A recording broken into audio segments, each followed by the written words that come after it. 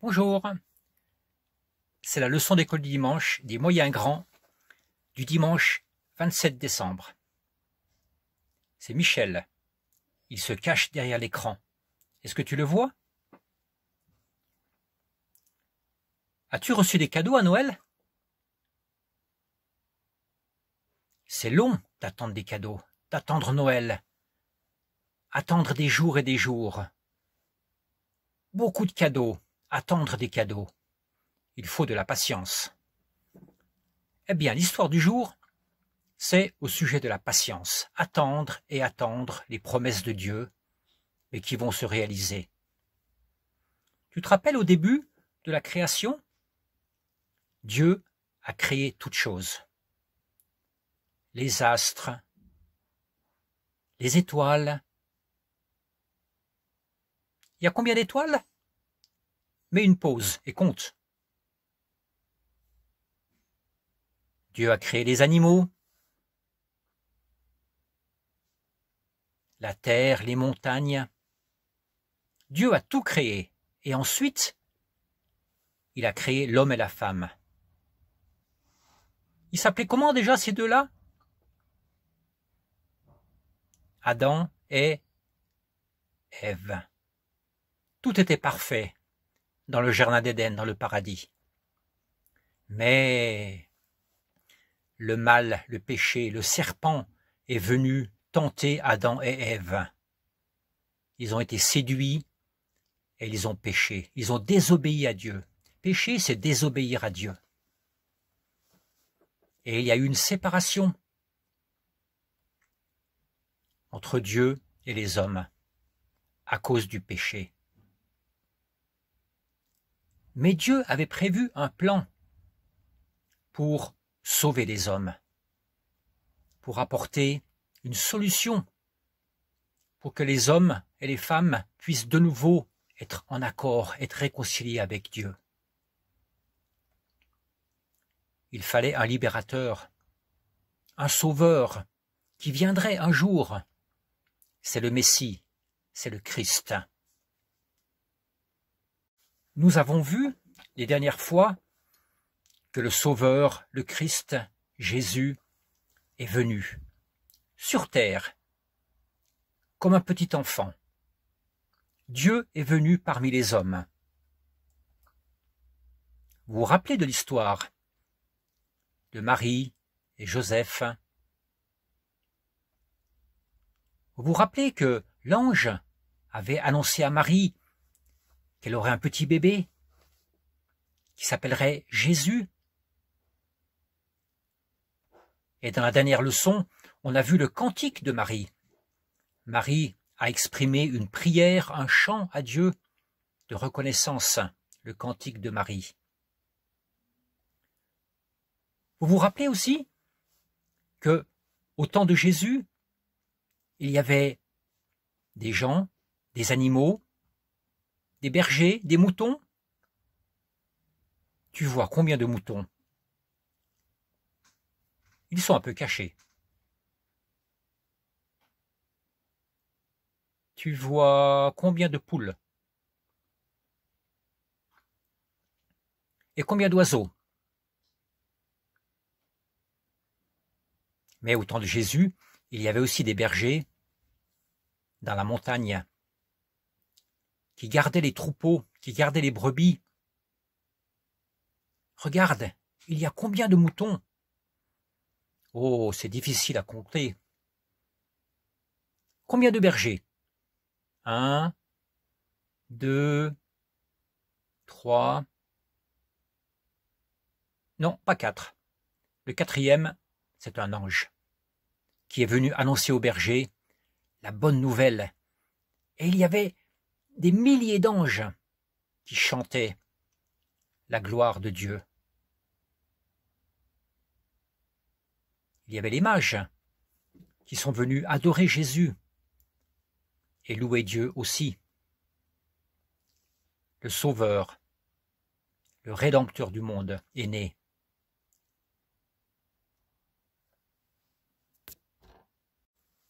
Nous sommes dans l'Ancien Testament, au temps des prophètes. Est-ce que tu connais des prophètes dans la Bible? Mets sur pause et essaye d'en dire 3 ou 4. Pause. Allez, ils sont aussi dans les chants qu'on apprend pour les livres de la Bible. Il y a le prophète Ésaïe, Jérémie, Ézéchiel, Daniel, Osée, vas-y, continue. Joël, Amos, Abdias, Jonas, Michée, Nahum, Habacuc, Agé, Zacharie, Malachi. Au temps des prophètes, les prophètes parlaient au peuple d'Israël. Mais à ce moment-là, le peuple d'Israël était rebelle. Il ne voulait plus adorer Dieu. Il voulait adorer les étoiles, la lune, faire des sacrifices de feu. Alors les prophètes leur disaient « Non, regardez à la lumière du Christ, l'Éternel, revenez à l'Éternel, repentez-vous. » Mais ils continuaient d'adorer des idoles de pierre, de terre, d'or. Alors les prophètes ont écrit des écrits qui sont dans l'Ancien Testament pour avertir le peuple. Dieu va vous punir. Revenez à l'Éternel, repentez-vous. Mais ils continuaient à faire des idoles, à être rebelles à l'Éternel, à ne pas obéir à l'Éternel. Alors Dieu envoya des armées étrangères pour envahir le pays d'Israël, et ils furent tous emmenés en captivité, loin, loin, loin de chez eux, dans une ville qu'ils ne connaissaient pas pendant de nombreuses années. Leurs villes furent brûlées, leurs maisons détruites, et dans ce nouveau pays, ils étaient prisonniers, esclaves. Ils devaient porter de lourdes charges et travailler pour un roi inconnu. Mais les prophètes avaient dit, un jour, il y aura une délivrance éternelle. Le Messie viendra pour pardonner les péchés. Le Messie, le Christ, viendra pour délier les chaînes, pour vous libérer.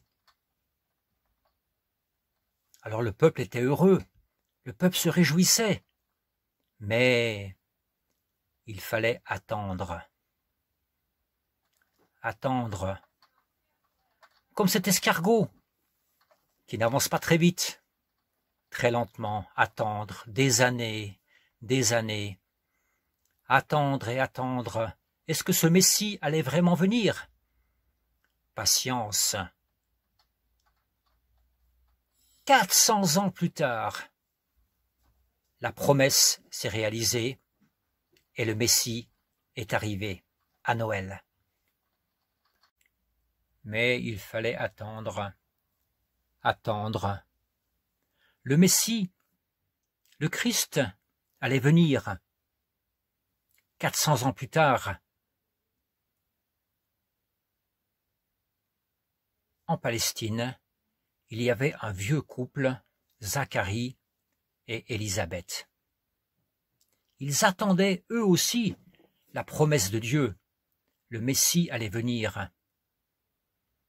Zacharie était un prêtre, c'est-à-dire qu'il allait souvent dans le temple pour adorer et préparer aussi les choses. Tous les deux priaient et attendaient la venue du Christ. Un jour, alors que Zacharie était au service dans le temple, un ange lui apparut. Et l'ange lui dit, « Ta femme, Élisabeth, même qu'elle est vieille, va avoir un fils. » Zacharie n'en croyait pas ses oreilles, parce que sa femme était stérile, c'est-à-dire qu'elle ne pouvait pas avoir d'enfant. Et il lui dit, « Mais comment c'est possible? Elle est vieille. » L'ange lui dit, « La volonté de Dieu s'accomplira. Elle deviendra enceinte, elle aura un fils, et il annoncera la venue de Jésus. Zacharie est sorti du temple, il ne pouvait plus parler. Il était muet, parce qu'il n'avait pas cru complètement à la promesse que Dieu lui avait faite au travers de l'ange. Il ne pouvait plus parler. Et tous les gens qui l'ont vu sortir ne comprenaient pas. Qu'est-ce qui s'est passé dans ce temple? Zacharie revient chez lui et raconte tout à sa femme, Élisabeth. Tu deviendras enceinte, tu auras un petit bébé, ce sera un grand prophète qui annoncera la venue du Messie. L'ange était aussi allé voir Marie, la femme de Joseph. Elle lui avait aussi annoncé une naissance miraculeuse. Elle porterait un petit bébé qu'elle appellera Jésus et qui est le Fils de Dieu. Anne, Marie, alla rendre visite à Élisabeth et toutes les deux parlèrent de leur bébé, de la visite de l'ange, du miracle de Dieu. Elles se réjouirent et c'est là qu'elles chantèrent des cantiques aussi.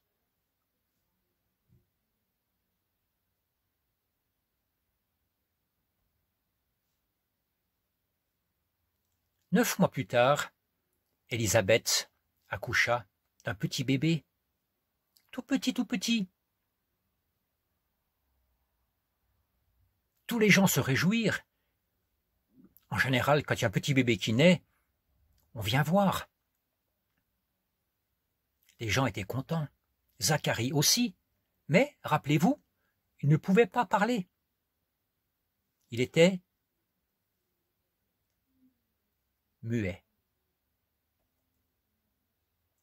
Et, selon la coutume, en Israël, au 8e jour, on apportait le petit enfant, le petit bébé, au temple, et le prêtre pouvait le bénir, le circoncire, et on lui donnait un nom. Comment appellerait-on ce petit bébé? Les gens discutaient. On pourrait l'appeler comme son père, ou bien un autre nom. Et puis, Zacharie faisait des grands signes. Mais il ne pouvait pas parler. Alors, on lui donna une tablette. Pas une tablette informatique, hein, une tablette en fer ou en pierre, avec une craie peut-être. Et dessus, il écrivit « Son nom est Jean ». C'est ce que l'ange lui avait dit. Le petit bébé sera appelé Jean. Ce sera un grand prophète devant l'Éternel. On l'appellera Jean-Baptiste.